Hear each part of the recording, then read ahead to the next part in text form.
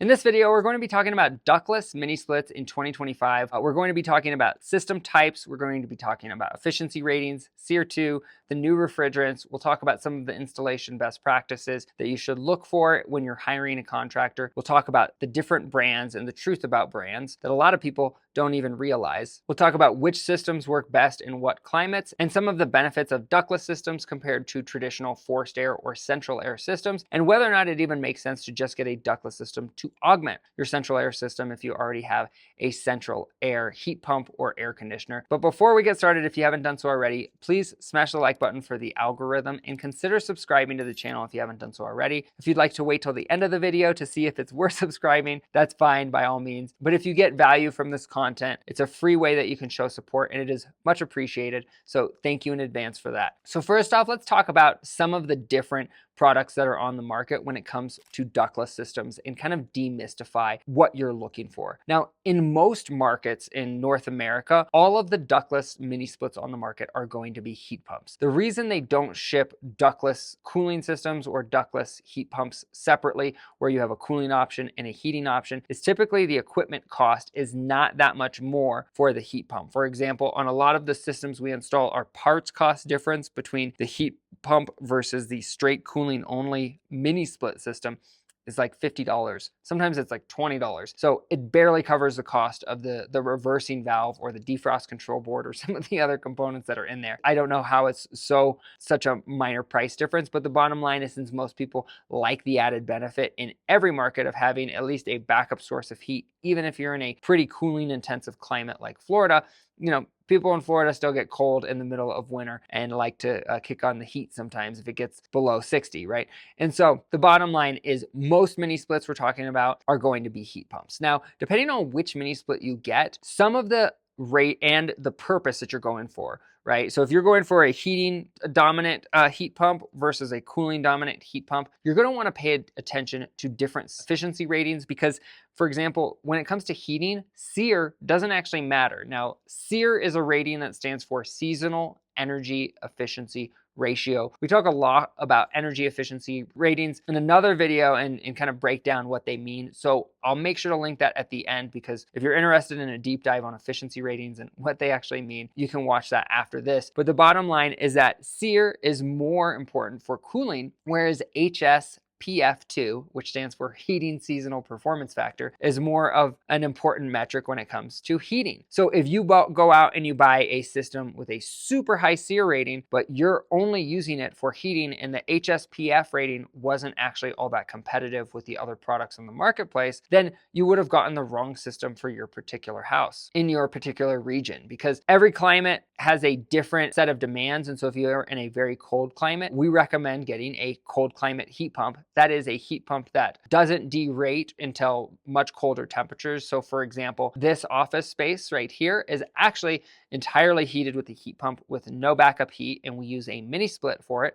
And that mini split heat pump actually maintains 100% capacity all the way below 5 degrees Fahrenheit. So it is a very efficient heat pump in cold climates. It's actually very efficient for cooling too. The SEER rating on this system is 27 SEER, and it's extremely efficient. But the truth is, it probably won't get used for cooling all that much and will be primarily used for heating. Now, in addition to the type of system for your climate, meaning whether you're getting a cold climate heat pump or whether you're getting a cold climate ductless mini split, the bottom line is that there are also different types of units available. And when I'm talking about units, I'm talking about the head units, which are the indoor components. And those components are going to vary in effectiveness and features and benefits depending on what you're specifically looking to do. Now, most people are familiar with the type of mini split, which is just the head unit that you see on the wall, and it hangs on the wall and blows air into the room.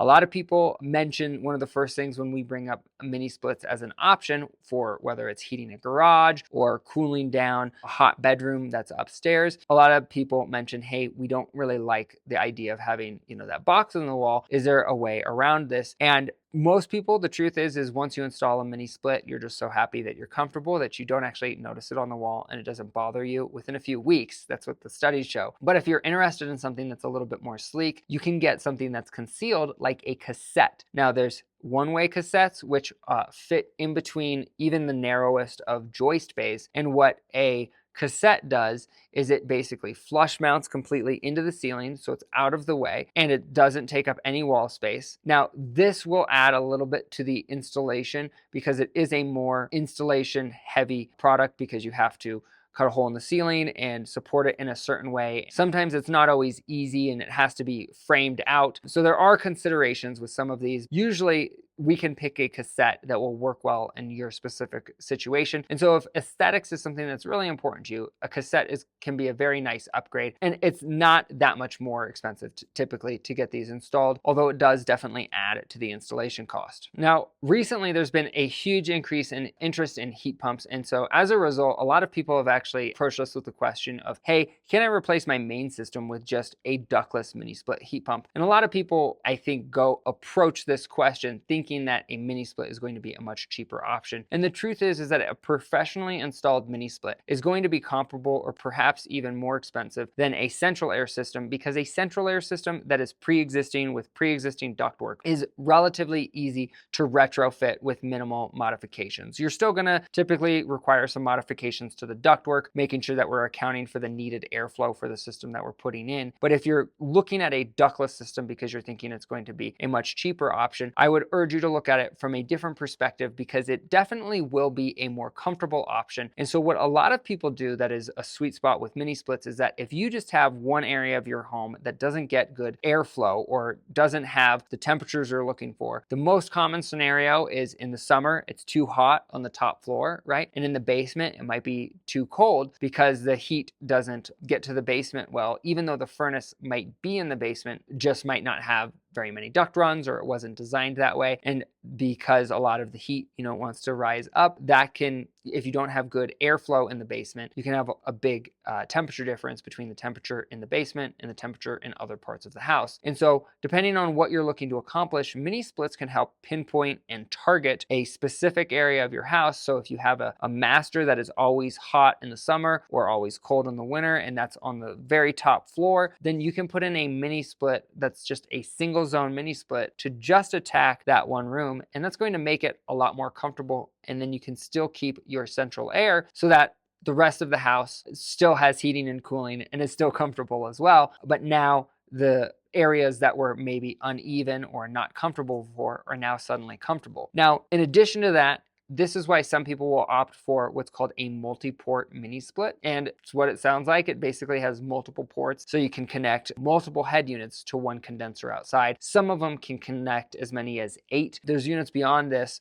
that are like VRF systems. I won't talk about in this video because it's not probably what you're looking for, but they're a little bit more advanced where you can connect even more head units than that, but to one single condenser outside. But typically in a residential application, it's rare for us to see more than 5 or 6 head units being installed in a single residence, even large homes, just because there's usually only a few troubled areas. But ductless mini splits or multi-port systems are very nice in the sense that they will provide you with zoned comfort. So when grandma comes to visit for the holidays and she likes to blast it up to 85 degrees in her bedroom, but you like to sleep with it like at 70 degrees like a normal person, you can have it at 70 degrees and granny can have it at 85 and be toasty and happy in her room, and everyone is not having thermostat wars trying to find or the most comfortable temp or any sort of happy point where grandma's freezing and you're too hot. And so that's one of the best things about mini splits or any sort of zoned mini splits where you have multiple head units and multiple ported systems, because that's going to give you lots of options and gives everyone kind of the best of both worlds where they can choose their temperature and everyone can be comfortable. Now I'm going to talk about one of the most common questions that we get asked about, and that is the brand question. One of the things that most customers